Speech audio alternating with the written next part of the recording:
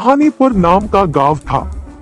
उस गांव में रहता था एक सीधा साधा रामू नाम का गरीब किसान। वह बहुत ही गरीब थे।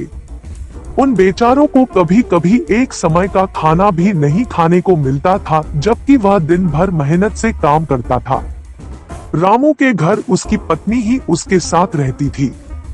एक बार क्या हुआ कि हमारा रामू खेत में खेती कर रहा था। तभी अचानक उसका जो कुदाल था वह एक जोर से किसी धातु से टकराया और तेज आवाज आई। बेचारा रामू चौंक के घबरा गया।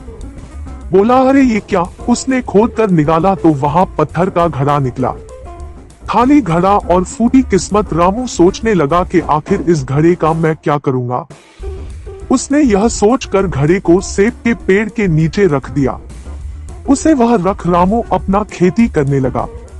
फिर दोपहर के समय वह अपना खाना लेकर सेब के पेड़ के नीचे खाने आ गया। भूखा थका रामू अचानक घड़े में देखता है तो यह क्या? घड़ा सेब से भरा था। उसने सोचा कि अरे इस खाली घड़े में सेब कौन भर गया। खैर, ज्यादा न सोचते हुए रामू सेब निकाल कर खाने लगा और फिर घड़ा रख दिया।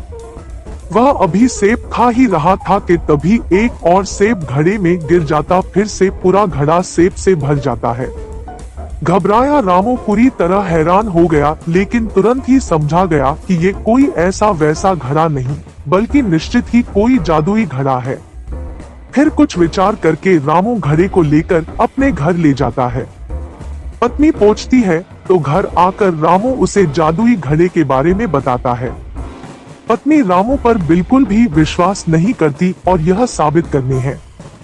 यह सुन रामू एक चावल का टुकड़ा लेकर जादुई घड़े में डाल देता है और देखते ही देखते घड़ा चावल से भर गया था।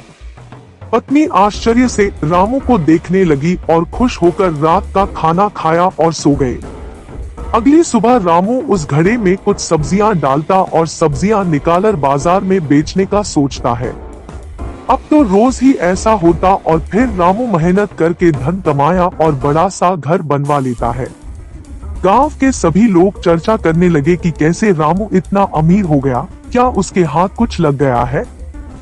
गांव में खूब माहिर दो चोर थे और एक दिन इन चोरों को पता चला तो दोनों चोर दिन के समय रामू के घर जाकर छुप के देखने लगे। उन्होंने देखा कि रामू घड़े में एक सब्जी डालता तो जादुई घड़ा बहुत सी सब्जी से पूरा भर जाता। दोनों चोर बहुत खुश होते हुए चोरी करने का योजना बनाते हैं। चोर योजना के अनुसार आधी रात के समय रामू के घर घुस गए और वह रखा जादुई घड़ा चोरी करके अपने घर आ गए। एक चोर जादुई घड़ा को परखने के लिए उसमें एक सिक्का डाल देता है। हमेशा की तरह एक सिक्का बहुत सारे सोने के सिक्के बन गया। लालच बुरी बाला, दोनों एक दूसरे से जादुई घड़ा छीनने लगे और झगड़े में दोनों के हाथों से जादुई घड़ा गिरकर टूट गया और सोना भी गायब हो गया।